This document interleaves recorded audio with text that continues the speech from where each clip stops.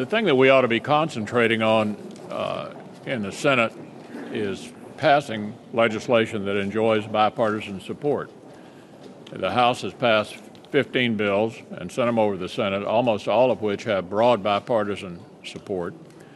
The other side's approach seems to be to try to craft measures that they know can't pass, most of which have had bipartisan opposition, and then complain about not being able to pass legislation. Americans are struggling with the economy, and it's time to call it what it is, the Obama economy. It's not fair to blame the president for problems he inherited. We agree with that.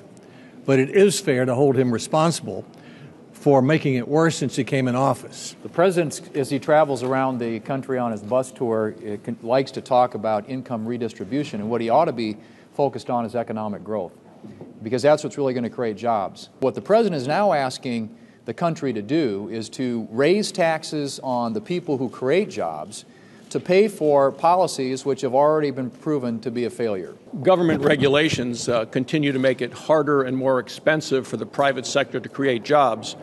But last week, 5 different departments of this administration have said, no, it's not the regulations, they're not a problem. Well, just to remind them of a recent Gallup poll that has come out, when you ask small business owners what is their biggest concern are regulations coming out of Washington.